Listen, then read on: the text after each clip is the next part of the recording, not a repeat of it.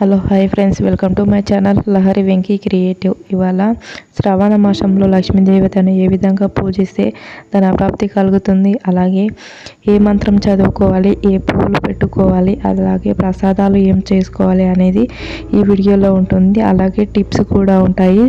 వెండి సామాన్లు, రాగి సామాన్లు తోముకోవడానికి, ముందుగా లక్ష్మీదేవతను పూజించుకోవడానికి లక్ష్మీదేవత ఫోటోని శుభ్రపరచుకొని గంధం కుంకుమలతో అలంకరణ చేసుకోవాలి. తర్వాత వెండి ప్రమిదల్లో ఆవు నెయ్యి వేసుకొని 2 ఒత్తులు ఇలా వేసుకోవాలి.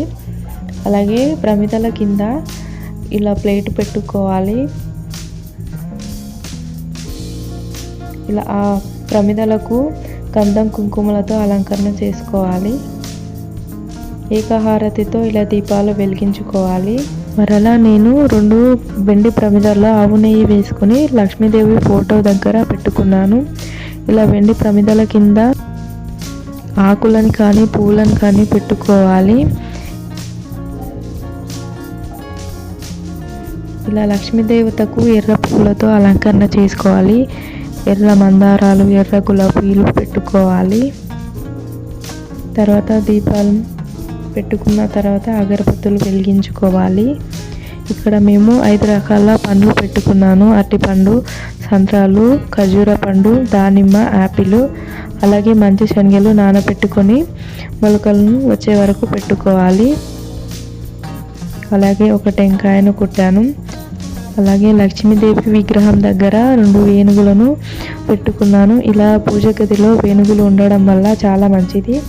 ఇక్కడ మేము పంచలోహాలతో చేపించుకున్నాము. తర్వాత హారతి ఇచ్చుకోవాలి. పూజ మొత్తం పూర్తయిన తర్వాత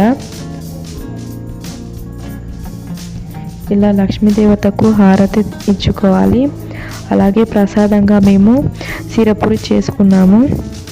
సిరపురి అంటారు, రవ్వ కేసరి అంటారు. ఈ ప్రసాదం వీడియో కూడా నేను నెక్స్ట్ వీడియో చేసి పెడతాను.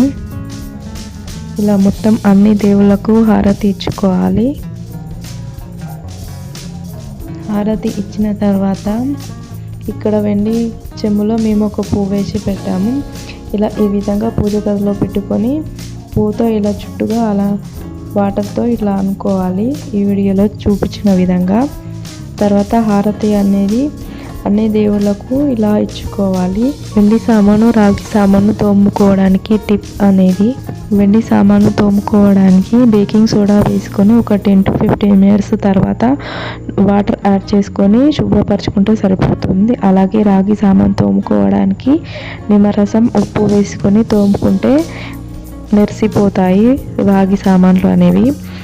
ఇలా పూజ చేసుకున్న తర్వాత ఎర్ర పుష్పాలు లక్ష్మీదేవతకు అలంకరించుకున్న తర్వాత ఒక మంత్రం ఉంది. ఆ మంత్రం ఏమిటంటే ధన ప్రాప్తి కొరకు ఆ మంత్రం ఓం శ్రీం శ్రీం హే నమః అని 21 సార్లు మనసులో జపం చేసుకోవాలి.